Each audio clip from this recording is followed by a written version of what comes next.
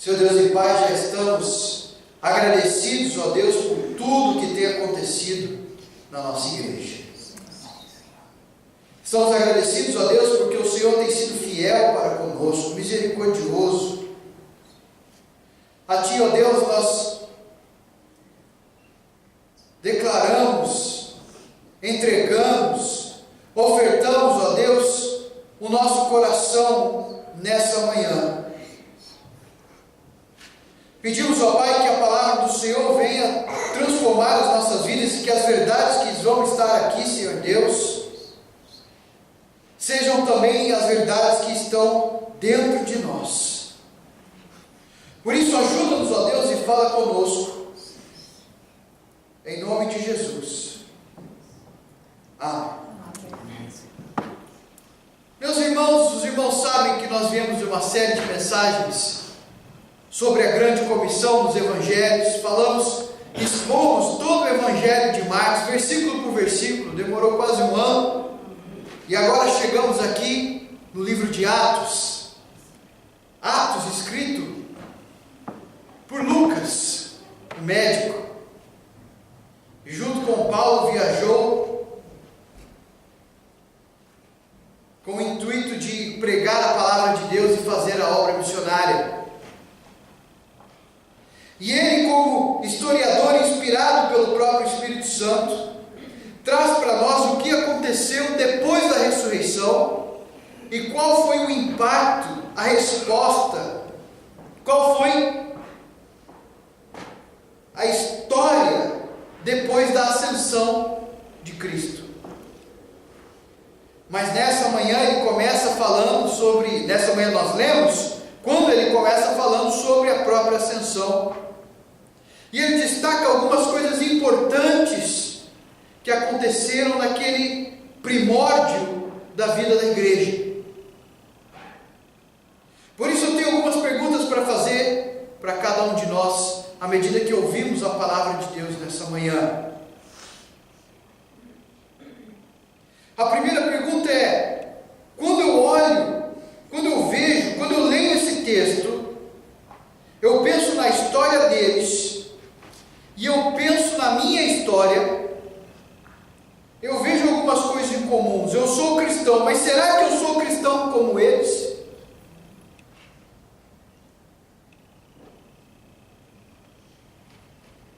Então essa pergunta é pessoal. Primeiro é: será que eu sou cristão como eles? A segunda pergunta é, no plural: será que nós somos igreja como eles?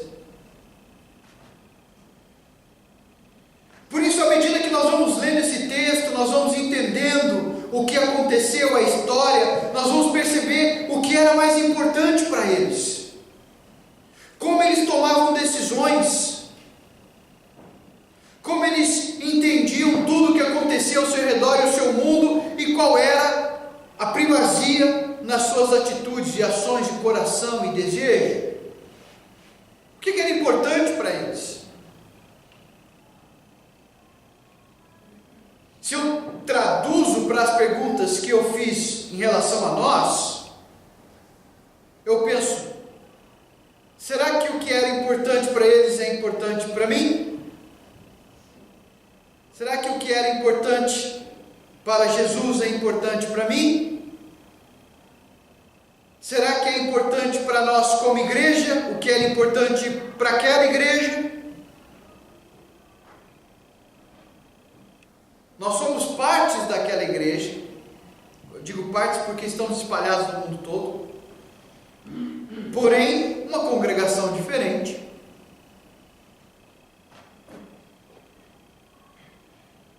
Vamos ler o texto da palavra de Deus pensando nisso, e vamos deixar Deus falar aos nossos corações nessa manhã de domingo. Nós já lemos algum texto na leitura, mas eu vou enfatizar versículo por versículo. Fiz o primeiro tratado ao Teófilo acerca de tudo que Jesus começou, não só a fazer, mas a ensinar, até o dia em que foi recebido em cima, depois de ter dado mandamentos pelo Espírito Santo aos apóstolos que escolhera. Ponto e vírgula, né? Aos quais também, depois de ter padecido, se apresentou vivo com muitas e infalíveis provas, sendo visto por eles por espaço de 40 dias e falando do que respeita ao reino de Deus. Primeira coisa e a segunda coisa nesse versículo são duas coisas importantes que Lucas quer ressaltar para nós à medida que ele introduz o que vai acontecer no livro todo. É que a primeira é que os apóstolos não foram escolhidos por homens.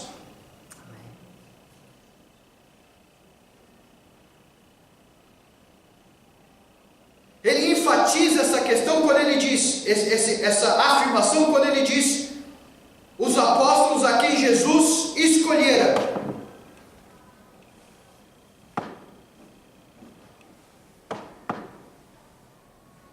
Nesse mundo de hoje há muita gente querendo ter autoridade e liderança na igreja. Tem muita gente se chamando até de apóstolo. Nós vamos ver um pouco mais sobre isso.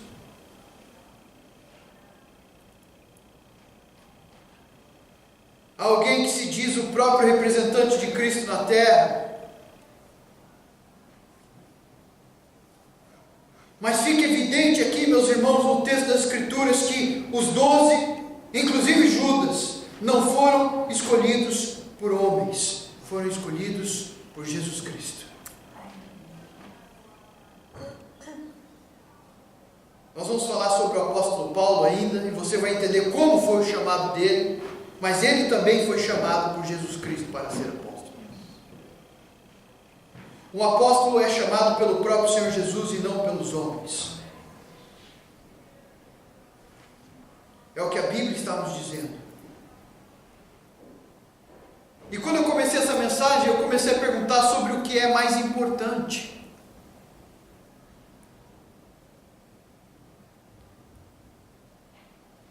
E quando Jesus estava com os seus discípulos, naqueles 40 dias depois da sua ressurreição, Lucas enfatiza que Jesus falava a respeito das coisas do reino. Você vê? Jesus vive o que prega. Quando ele diz, buscai primeiro o reino de Deus e todas as outras e a sua justiça e todas as outras coisas lhe serão acrescentadas, é porque ele faz isso. Nesses 40 dias, são dias importantíssimos que vão fundamentar tudo o que vai acontecer até 2015. E 2016, até Jesus voltar, até aquele momento que Jesus voltar. Então ele não fala sobre nenhum outro assunto, porque tudo que ele fala está relacionado ao reino de Deus.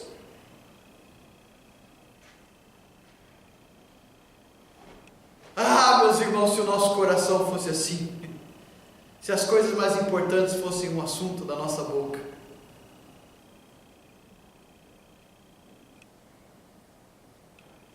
Como é que nós conectamos tudo isso, meus irmãos? A resposta dos apóstolos diante do ensino de Jesus, diante da verdade, da morte, da ressurreição, de tudo que eles viram com Jesus, é que agora eles agem de maneira diferente. Nós vamos ver que o poder do Espírito Santo vai transformar completamente eles, mas desde Lucas capítulo 24, nós estamos vendo os discípulos já com a impressão, com o poder da ressurreição na vida deles. Por isso que os versículos continuam, e você acompanha na sua Bíblia. E estando com eles, determinou-lhes que não se ausentassem de Jerusalém. Jesus disse isso para eles. Mas que esperassem a promessa do Pai, que disse ele: de mim ouvistes. Porque na verdade João batizou com água, mas vós sereis batizados com o Espírito Santo, não muito depois desses dias. Na verdade, 10 dias depois, o Pentecostes aconteceu. Aqueles, pois, que se haviam reunido, perguntaram, dizendo: Senhor, restaurarás tu, nesse tempo, o reino de Israel? E disse-lhes: não vos pertence saber os tempos ou estações que o Pai estabeleceu pelo seu próprio poder. Mas ele diz as palavras, então, aqui, meus irmãos, que nós vemos pregando, falando sobre isso. Mas recebereis o poder do Espírito Santo que há de vir sobre vós, e ser-me-eis testemunhas, tanto em Jerusalém como em toda a Judéia e Samaria, até os confins da terra. Aleluia!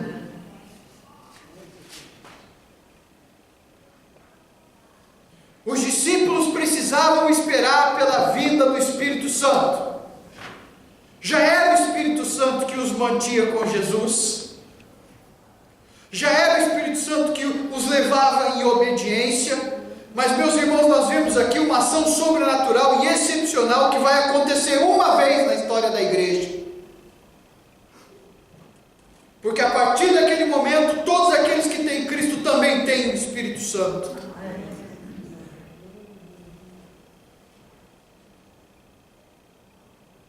Nós vemos, meus irmãos, que eles esperaram, diz a palavra do Senhor, de acordo com as palavras de Jesus.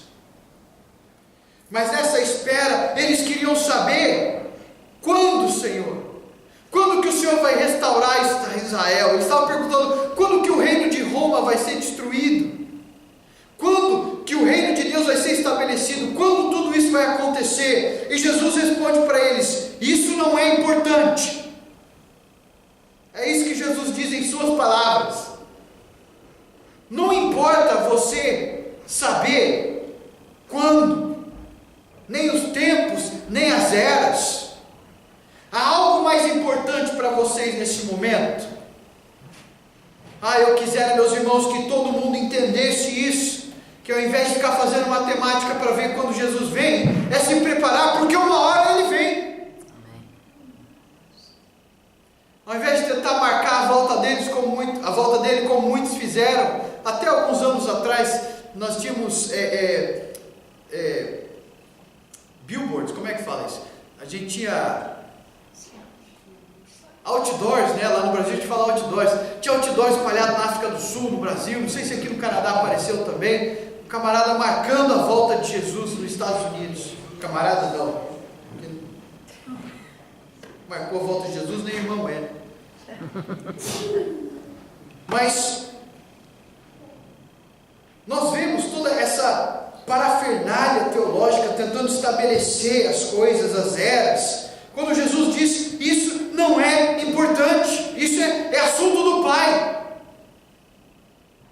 O que é importante para nós agora é o que eu vou lhes dizer: mas vocês receberão o poder do Espírito Santo. Essa era a tônica e a importância de Jesus, para serem testemunhas. Nós temos falado tanto sobre isso. Nós explicamos na mensagem passada o que é uma testemunha. Mas essa testemunha, ela vai ser uma testemunha pelo poder do Espírito Santo, que agora está presente na igreja.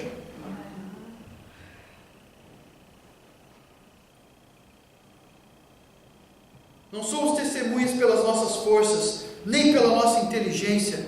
Nós somos testemunhas pelo poder do Espírito Santo.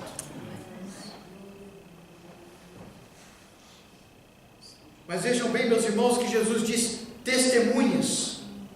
Já disse isso no Evangelho de Lucas, volto a repetir, porque Lucas enfatiza isso. Testemunhas. Por que testemunhas? Por que plural? Porque Jesus está comissionando toda a igreja e não somente aquele grupo. Quem estava junto com os apóstolos foi comissionado com o mesmo chamado, ou seja, todo aquele que pertence a Cristo, o corpo de Cristo, logo a sua igreja também é comissionado da mesma forma. Uma outra prova disso, meus irmãos, é que esse testemunho, ele é simultâneo. Ele acontece em Jerusalém, ele acontece na Judéia, ele acontece em Samaria, ele acontece até os confins da terra. Ele é simultâneo, tanto em como em algumas traduções. E no grego a palavra kai, que quer dizer e tanto em, que é exatamente isso.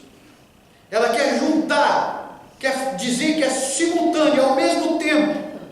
Ora, eu pergunto para você, pode você estar em dois lugares ao mesmo tempo? Pode? Eu já tentei. Eu cheguei num lugar lá no Mato Grosso. Não é Mato Grosso do Sul, é Mato Grosso mesmo. Que você está no centro lá e você está na divisão, né? De um lado você está na metade da América Latina, do outro lado você está na outra metade. Então você tenta estar, mas a verdade é que você está num lugar só. O ser humano tenta fazer as suas nuances, as suas espertezas, vamos colocar dessa forma, né? Hoje tem Skype, eu posso falar com alguém lá do outro lado do mundo, tudo isso é comunicação, é fantástico, maravilhoso, mas eu não estou lá. Os irmãos sabem muito bem disso. Eu tentei pegar pelo Skype, eu não estava aqui.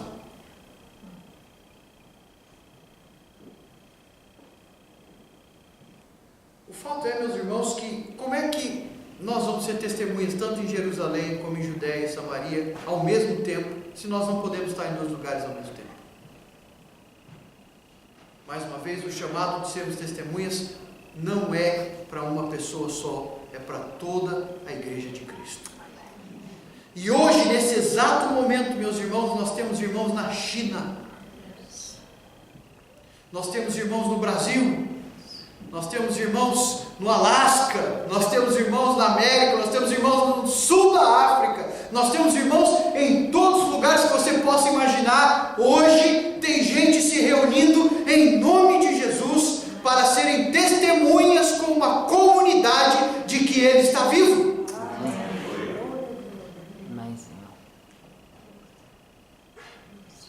Portanto, meus irmãos, você é uma testemunha sozinho, mas você também é uma testemunha em comunidade. Você saiu da sua casa nesse frio, você saiu com todas as dificuldades, talvez de saúde, não sei, ou sei,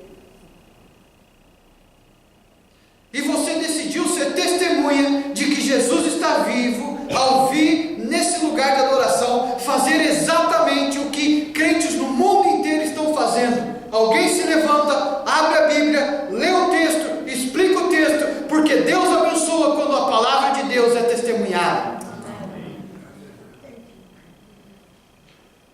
Eu quero dizer para você, meu querido, minha querida, nós somos testemunhas juntos, tanto quanto separados.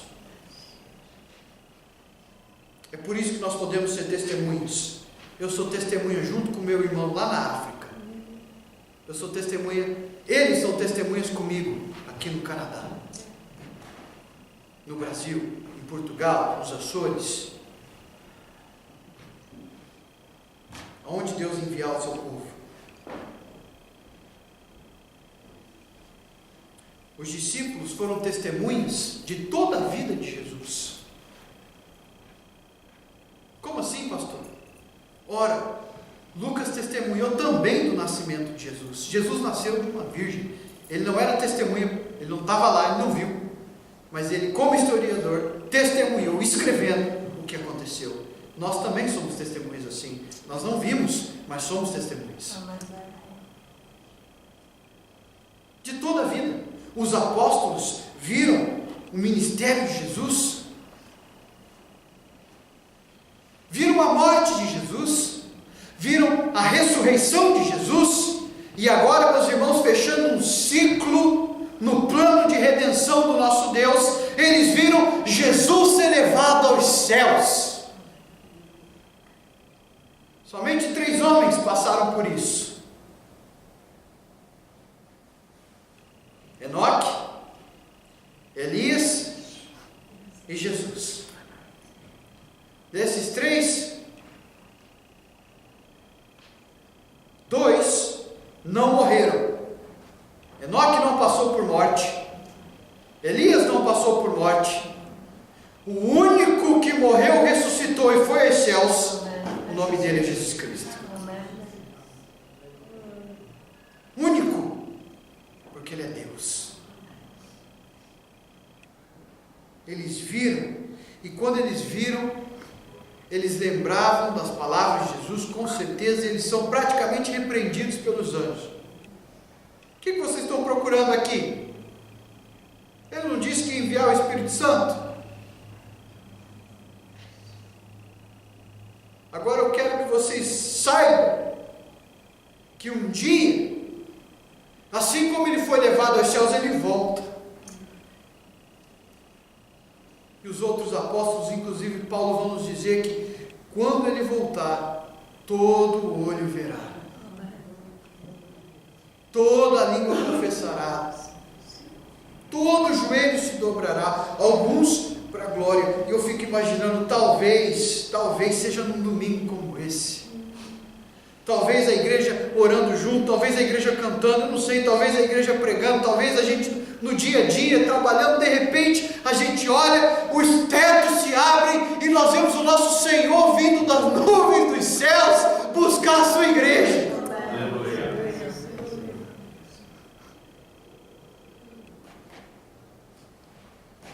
Tudo que acontece na vida dos apóstolos é baseado nessas esperanças.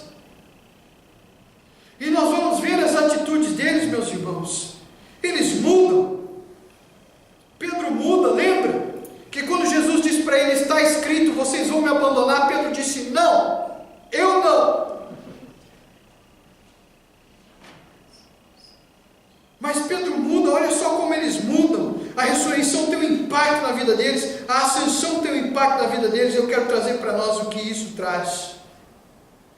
Pedro agora diz, a Escritura tem que ser cumprida. Ele aprendeu isso de primeira mão. Jesus disse isso, disse de novo, a Escritura tem que ser cumprida, importa que o Filho do Homem seja crucificado. Jesus disse isso, e parece que eles não aceitavam, mas agora que eles viram toda a história, eles entendem, é assim, a Escritura tem que ser cumprida, é assim que a gente vive. É isso que é importante para os apóstolos também. Naqueles dias, Pedro levantou-se entre os irmãos, um grupo de cerca de 120 pessoas estavam orando, né? A gente vai saber disso depois, e disse, irmãos, era necessário que se cumprisse as Escrituras, que o Espírito Santo predisse por boca de Davi a respeito de Judas, que serviu de guia aos que prenderam Jesus. Ele foi contado com um dos nossos e teve participação nesse ministério, com a recompensa que recebeu pelo seu pecado. Judas comprou um campo ali, caiu de cabeça, seu corpo partiu-se no meio, suas vísceras se derramaram. Visão horrorosa, irmãos. Todos em Jerusalém ficaram sabendo disso, de modo que na língua deles esse campo passou a chamar-se Aceldama, ou Aqueldama, isto é, campo de sangue, porque prosseguiu Pedro, está escrito no livro de Salmos, e ele cita o livro e cita o texto, fique deserto o seu lugar, e não haja ninguém que nele habite, e ainda que outro ocupe, e ainda que outro ocupe o seu lugar. O texto nos diz.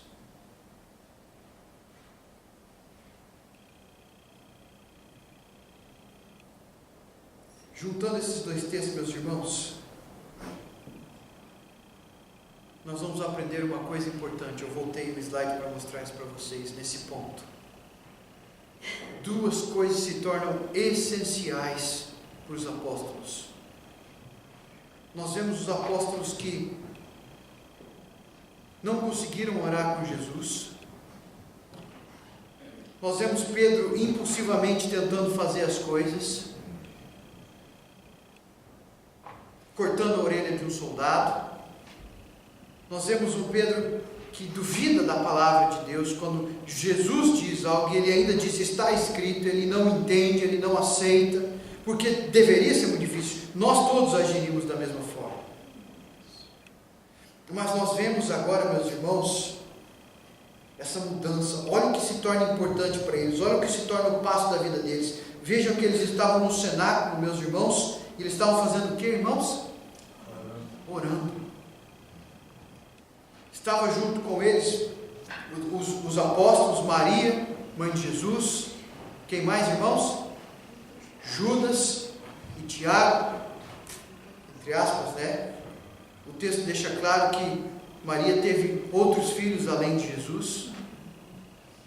Ela concebeu o virgem Jesus, depois disso ela viveu uma vida normal com seu marido, tendo filhos, e eles se tornaram pastores do rebanho de Deus. Tiago escreveu uma carta, Judas escreveu outra, uma carta boa para a gente ler hoje no domingo, para a gente edificar o nosso domingo. A carta de Judas é um capítulo só, leia hoje quando chegar em casa, antes do Apocalipse, está lá, a carta de Judas.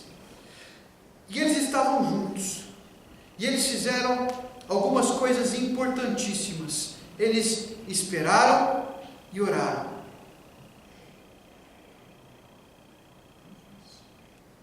Nós vivemos uma geração que não sabe esperar. Mas quando se trata da palavra de Deus, a nossa própria esperança é um ato de esperar. Nós também esperamos a volta de Jesus. Já temos o Espírito Santo, louvado seja Deus por isso. Mas esperamos a volta de Jesus. Essa geração quer tudo agora. Nós precisamos aprender a esperar. Como, pastor? Ora, a oração leva à espera, a espera leva à oração. Eles de comum acordo decidiram orar. Veja bem, meus irmãos, não foi cada um no seu canto orar. A Bíblia é clara aqui, eles decidiram orar juntos. Orar junto é tão importante quanto orar sozinho. Amém. E eles decidiram, meus irmãos, orar, e eles assim o fizeram, cumprindo a palavra de Jesus, que disse para eles ficarem em Jerusalém. Quando Jesus foi aos céus, ele foi num monte chamado Olivete. Os irmãos sabiam disso? O discurso de Olivete. Quantas vezes Olivete aparece no livro de Marcos e agora aparece aqui também. Dali eles andaram o caminho de um sábado, que é mais ou menos 1.120 metros, exatamente, na verdade. Chegaram no cenáculo. Alguns dizem que até o mesmo lugar onde a ceia foi celebrada, alguns dias antes, mais de um mês. E eles começam a orar. Oração é importante para os apóstolos. Nas suas tomadas de decisões, Pedro diz: a palavra tem que ser cumprida. A palavra é importante para os apóstolos. Ponto final. Nós vamos ver, meus irmãos, aqui, pela boca de Pedro, uma das mais claras expressões sobre a doutrina da inspiração das Escrituras. Olha o que Pedro diz, olha que marcante isso. Pela boca, o Espírito Santo falou pela boca de Davi. Isso nos mostra que a nossa doutrina sobre a Bíblia está correta. Isso faz cada palavra das Escrituras sagrada. Isso faz cada jeito, cada frase, cada composição, cada poema, cada inspiração sagrado, porque até os detalhes da Bíblia foram inspirados pelo Espírito Santo. Porque do jeito que saiu da boca do profeta foi inspirado pelo Espírito Santo. Deus usou a boca dos profetas. Deus usou a boca dos apóstolos. E quando chegamos no livro de Apocalipse, lá no final o apóstolo João fala: e se alguém acrescentar alguma coisa a esse livro, que seja amaldiçoado, porque acabou. Não tem mais Bíblia depois de Apocalipse. Tem? Na minha não. Mas isso nos mostra, meus irmãos, que como todos nós somos testemunhas no mundo todo, de que Deus responde orações, de que Ele fala conosco no seu livro, e de que acima de tudo nós temos um Senhor que não nos abandonou, mas que nos deu o seu próprio Espírito, para que por esse Espírito sejamos poderosos nele, até o dia que Ele volte. Amém.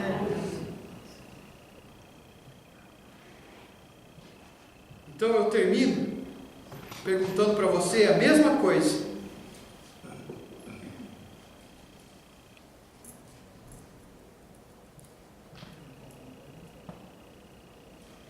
Como testemunhas, são essas coisas importantes para nós, como eram para eles?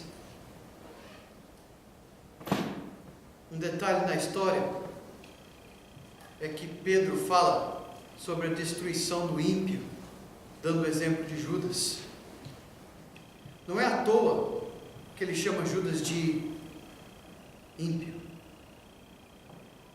ou amaldiçoado. Em inglês a palavra wicked aparece, ela descreve isso muito bem, amaldiçoado, ímpio. Seja qual for a tradução que você vê, fica claro que era o filho da perdição. Esse é o fim daquele que não está com Jesus: a morte.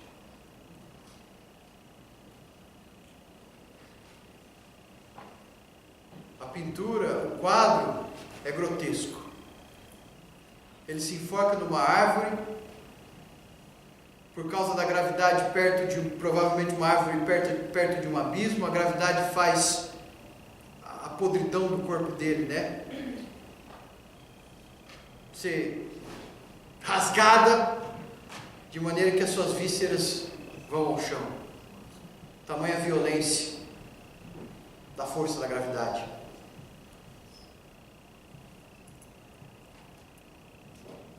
Isso é um retrato que, apesar dos ímpios ganharem moedas de ouro ou de prata nesse mundo, vendendo e falando contra e agindo contra o próprio Senhor, ainda que eles comprem propriedades, o fim deles é o mesmo. Porque o salário do pecado é a morte. Pastor, mas crente também morre. Jesus disse: aquele que crê em mim, ainda que morra, viverá. Amém. Mas sim, eu olho para a vida dos apóstolos e penso: a oração é importante para mim da mesma forma. Cada detalhe das Escrituras são sagrados para mim, como era para os apóstolos. Porque se assim for, nós somos testemunhas de que Ele subiu aos céus e que Ele voltará. E que Deus nos abençoe. Vamos orar.